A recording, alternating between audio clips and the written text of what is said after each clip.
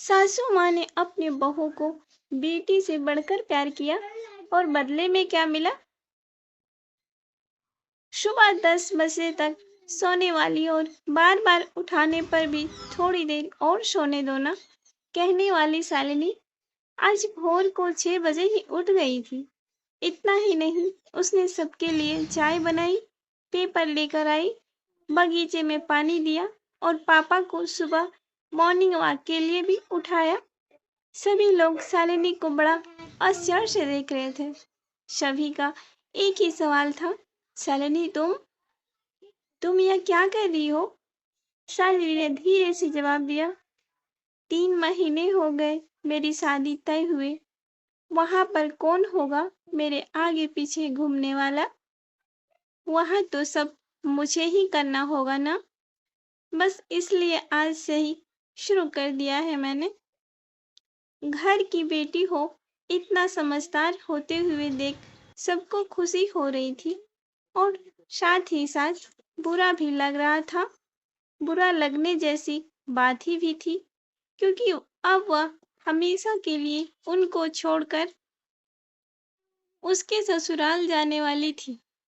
एक और महीना बीत गया और आखिरकार शालिनी की शादी हो गई।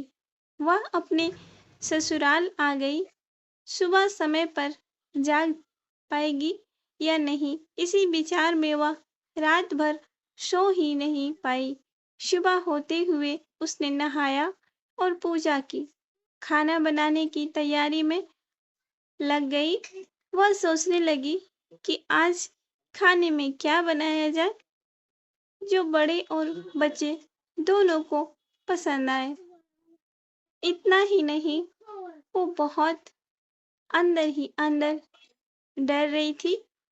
तभी पीछे से एक मीठी आवाज आई। शालिनी ने पीछे मुड़कर देखा तो उसकी सासू माँ थी। अरे बेटा, इतने जल्दी क्यों उठ गई? शादी की भाग दौड़ में थक गई होगी, ऊपर से घर वालों की याद आती भी होगी और मैं जानती हूँ कि रात को ठीक से सो भी नहीं पाई होगी। ऐसे तो तुम्हारी तबीयत खराब हो जाएगी।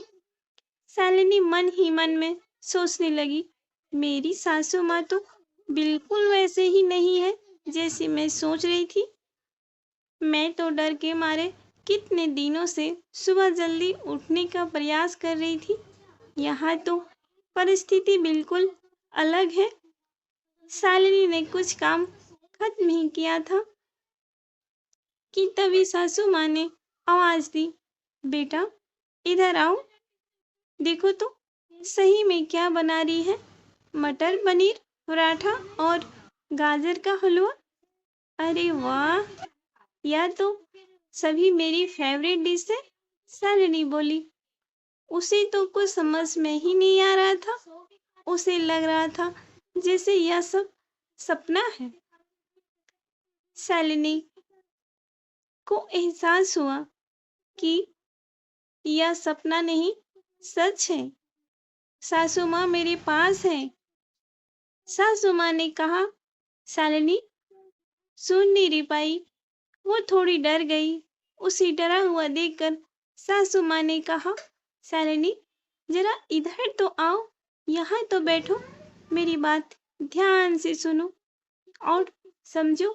शादी मतलब लड़की की परीक्षा नहीं होती। तुम्हारी शादी सिर्फ मेरे लड़के से नहीं हुई है। जितनी जिम्मेदारी उसकी है तुम्हें खुश रखने की, उतनी ही हम सबकी भी है। हमने तुम्हें घर सिर्फ काम करने के लिए नहीं लाया है।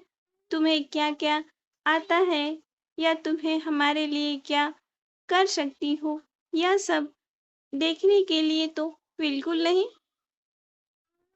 और हम तुम्हारी आज़ादी भी तुमसे नहीं छीनेंगे। अगर अपनी बात करो तो मुझे सिर्फ एक अच्छी फ्रेंड चाहिए थी। मैं बिल्कुल नहीं मानती कि बहू ने सुबह सुबह जल्दी उठकर पूजा पाठ करना चाहिए, और मैं यह भी नहीं मानती कि बहू को बहुत अच्छा खाना पकाना आना चाहिए।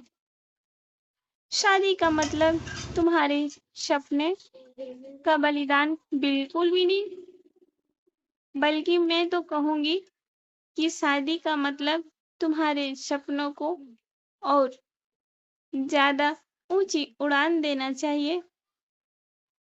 हम सब हमेशा तुम्हारे साथ हैं, हर दिन हर पल तुम्हारे साथ हैं।